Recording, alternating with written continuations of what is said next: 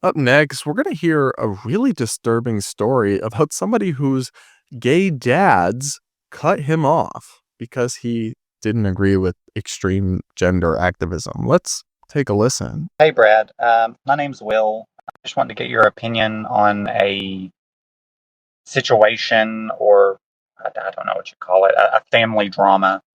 Um, I'm straight, but I have two dads. I grew up, they adopted me when I was 3 months old. I couldn't have asked for a better childhood. But recently, one of my dads has taken up the trans cause, and I believe that a woman can't become a man and a man can't become a woman. Like, and if you want me to call you that, I will out of politeness, but don't ask me to believe that you are something you're not. And one of my dads says that he believes that, but the other one has went the completely other way. And last year at Christmas, I couldn't hold in my opinions any longer, and I said it. And my dad literally called me a bigot, hateful, and said that he didn't want to have anything to do with his granddaughters anymore. And I don't know if I should reach out to them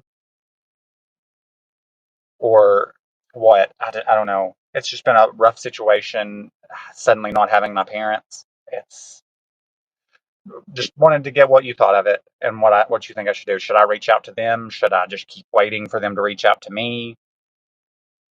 Thank you. Ugh, this story really upset me because, like, what do you mean? I mean, on one hand, it sounds great that these gay dads adopted you, gave you a great childhood, great life, and I think that's awesome. And you should be appreciative of that, of course. But then, what happened to unconditional love, right? Like you're gonna cut your kid off because they have one political opinion you don't fully agree with that you think is so problematic, even though like most people low key think it's true. It's just very close minded. It's very ignorant. It's a very feudal. Like you're gonna destroy your whole family over a difference in opinion like this. It just comes off as totally unreasonable and irrational and unhinged and very dark. And then especially because you have kids and grandkids, it's like imagine cutting your grandkids out of your life because you have a political disagreement with your son.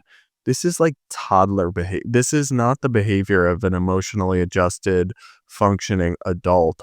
I mean, your dad, one of the dads, but also the other one who's enabling this and allowing it, even if he doesn't agree, really, really losing my respect for doing this. I think it's totally unacceptable. Maybe you could have articulated your opinion in a more polite or less, I don't know, confrontational way. I wasn't there. I don't know how it went down. Maybe you did just fine and your dad just crashed out for no reason. I really don't know. Maybe you could have read the tea leaves, and realized that I just shouldn't say anything at all. But honestly, you shouldn't have to do that. You shouldn't have to censor yourself around your loved ones completely and not say something that's a totally mainstream opinion, by the way, just because it might upset them and they might crash out on you and cut off their grandkids. Like, wow. Wow is all I have to say. In terms of what you should do, I I mean, to some extent, you didn't create this problem. Your dad did, and it's on him.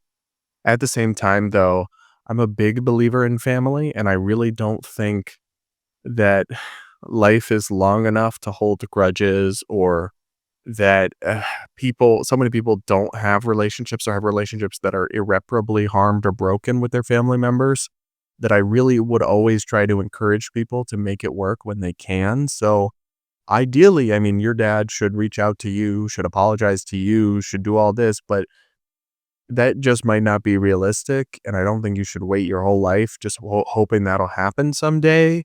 So I would recommend that you reach out to your dads, you try to talk to them in person, you try to explain that you love them, that you have a different perspective, but that you value them and you want to keep your family connected, and you ask that you can just hold space for respectful difference of opinion, and that it would mean a lot to you to have them in your life and have them in your kids' life. And if you approach them with that and get rejected, then they're the problem officially 1000%. And it will suck, it'll be tough, but you can sleep easy at night knowing you did everything you can and you're not the problem. So that is what I would do if I was you. But honestly, like my heart goes out to you, dude. What a terrible situation. Really sad stuff. And I'm really, really, really disappointed by your dads in this situation. What do you guys think? Let me know in the comments. Remember, the link is in the description to send in a voicemail if you want to tell me your woke horror story about something going on in your life or just ask me questions. The link to send one of those in is in the description. Up next, we're going to hear from somebody who faced some pretty disturbing anti-Jewish discrimination at their work. Let's take a listen. Hey Brad, my name is Lila. I'm a loyal listener, lover, and subscriber to the podcast. A little bit of backstory is I'm very openly Jewish. I'm ethnically Jewish. I'm also religiously Jewish, and my name is also in Hebrew. This is very important because I'm really not shy about it, like I said. But at work, I've been facing, I don't know if you would call it discrimination, but a little bit of nastiness. I have a coworker that has been, searching for me throughout the building anytime I'm there. And he always feels the need to say something nasty to me about Israel or what's going on over there in the Middle East. He's called me a disgusting and sick, vile, nasty, self-hating Jew because I didn't put down Alligator Alcatraz as a concentration camp. And even when I was in the middle of training someone one day, he, went across the building to come and look for me, just to let me know that Greta Thunberg, however you say her name, that she was apparently kidnapped by Israel and this, that, and the third.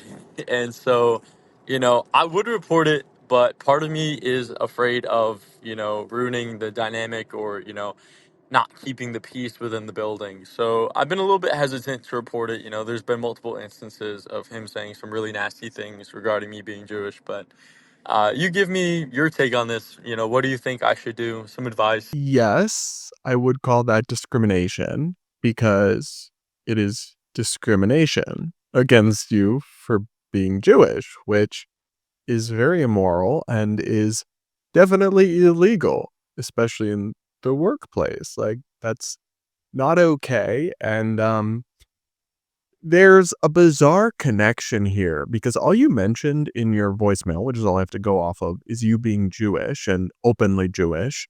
You did not suggest that you are also like openly a massive Israel supporter, Israel fan, that you're just like wearing IDF merch to work or anything like that. So to just see a Jewish person and start harassing them about the government of Israel's actions in Gaza is not fair. Like, just because you're Jewish doesn't mean you necessarily support that or agree with that. And you are just stereotyping people and making unjustified assumptions about them on the basis of their race/ethnicity, which I thought that was bad. And it really does sound from your description like this person is harassing you at work. Like, not just a couple snide comments that you can just kind of brush off and move on with your day. It really sounds like this person is harassing you and disrupting the workplace. I mean, the alligator Alcatraz thing is absurd. I mean, we can talk about what the conditions are like there, whether it's appropriate. It's not a concentration camp. And if anything is actually offensive to the Jewish people, it is minimizing the horrors of the Holocaust by so constantly and so frivolously invoking it just to bash Trump, if you ask me. So that's absurd. The thing about Greta made me laugh because the IDF, listen, set aside your views on the actual conflict. Greta was not kidnapped. She tried to sail on a flotilla into the Gaza Strip during the war, and Israel like turned her around and sent her home. This is not kidnapping. She did an attention stunt. She knew exactly what would happen. It happened, and then she got to play the victim and make international news, which is all she ever wanted in the first place. So poor Greta, spare me on that. And again, like, what does that have to do with you? He's just racially profiling you or religiously profiling you and saying, they're Jews and they did this and you're a Jew, so you're bad too and you're responsible for it. What? That's not how that works. And the fact that this dude interrupted you training another employee, I mean, all of this is incredibly unprofessional to be interjecting politics and really aggressive, nasty political discourse into the workplace. And I understand your impulse. Well, I don't want to make a scene. I don't want to report him. I don't want to disrupt the peace. I don't want to ruin the dynamic. But dude, you're not the one doing that. He is. He disrupted the peace. He ruined the dynamic by doing all this crazy stuff. You can't just let him get away with it because you want to keep a peace that no longer exists because of what he's doing. So my take on this is pretty clear. Report his ass to HR, to your boss, to everyone. Document this stuff. Document it, document it, document it, because you could potentially have a lawsuit if your employer does not address this. So document as much of it as you can, make all the appropriate complaints, and don't stand for this, because you being Jewish is not something that you should be mistreated for or harassed for in the workplace. No matter what is happening somewhere else in the world because of people who share your faith, that is not okay. So I'm really sorry you had that experience, but stay strong and hopefully you can stand up to this nasty piece of work at your place of work. What do you guys think? Let me know in the comments. Please do make sure you're subscribed if you aren't yet, and hit that like button while you're at it. And guys, that'll be it for today's episode of the Bread versus Everyone podcast. Thank you all so much for tuning in. Please remember, you can send in your voicemails to be listened to and responded to in a future episode at the link in the description. And with that, guys, have a great weekend, and we'll talk again real soon.